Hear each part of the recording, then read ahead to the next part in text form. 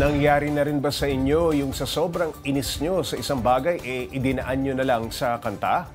Ganyan mismo ang ginawa ng isang netizen sa issue ng flood control at nag-viral pa ito. Para bigyan ng mukha ang balita, Mobile Journal Fatima Baduria. Sobrangin ang kwarta, kontrata para happy ang buhaya. Nakaka-LSS o last song syndrome daw ang nagva-viral na kantang ito.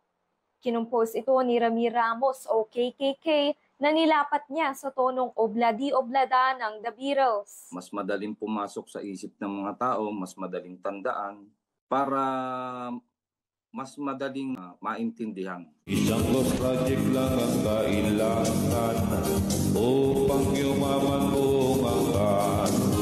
Upbeat man ang tono, malalim ang hugot ni Ramir sa kanta. Nakikita ko yung sistema ng gobyerno natin, talagang may mali.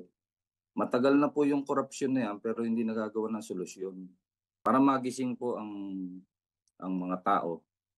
Maski raw kasi sila, naaapektuhan ng pagbaha. Lubog na lubog yung bahay. Lahat ng gamit na pinaghirapan mo ng ilang buong taon, lanos lahat yun. Bibili ka na naman ng panibagong gamit. Pag minalas-malas ka pa, buhay ang kapalit. Dati na raw nagko-compose ng mga parody si Ramir. Hindi para gawing katatawanan ang mga nangyayari, kundi mapag-usapan ang mga mahahalagang issue. Naisipan ko, ba't hindi ko lagyan ng kahulugan? Mas magandang pagpapaliwanag para mas pumasok sa isip ng mga sambayan ng Pilipino. Bawat isa sa atin may kanya-kanyang paraan sa pagharap ng problema.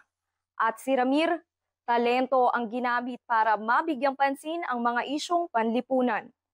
Mobile journalist Fatima Baduria po hatid ang mukha ng balita. Pag-usapan pa natin ang nakaka-LSS na kantang ito kasama si Mobile Journal Fatima Baduria. Ikakantahin ba natin dalawa yan o wag na lang? Wag na lang siguro, Paps J. Okay, Fatima, ilang taon na ba itong si Ramir at ano talaga ang pinagkakabalahan niya? Base dun sa kantang napili niya, mukhang may idea na ako kung ano ang edad nito. Yes, si Ramir, Paps J. ano? Actually, 50 years old si Ramir at ang mahanap buhay nga niya ay naglalako raw siya ng tsinelas sa Cavite. So, sa free time niya, ginagawa itong mga parody niya na ito. Gigil na gigil itong si Ramir, ano? Yes, Paps J. Dinala lang sa kanta. Okay, bakit kanta ng Beatles, no? Ang naisip niya, henerasyon daw ba niya yan? Mukhang obvious naman.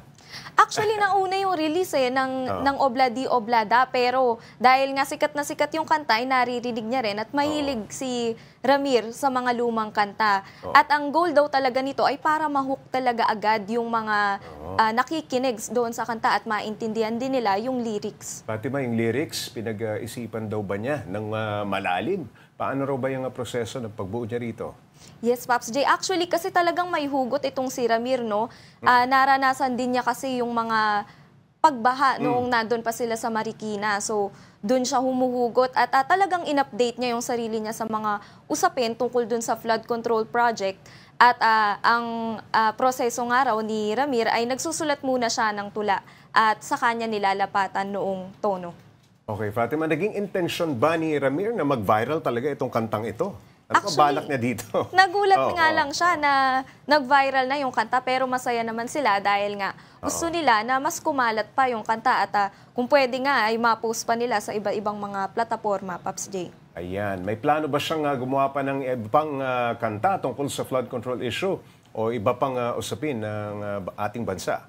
Paps J, ang nabanggit ni Ramir, no, may balak pa siya na magsulat pa o ituloy pa yung paggawa niya ng mga kanta, ng mga parody, pero sa iba't ibang mga issue na, Paps J, dahil nga ito rin yung paraan niya para makisali dun sa mga usapin at maibahagi din sa iba yung mga kaalaman niya. Para mailabas yung sama ng loob, ano? Yes, Paps J. Okay, maraming salamat, Mobile Journal Fatima Baduria.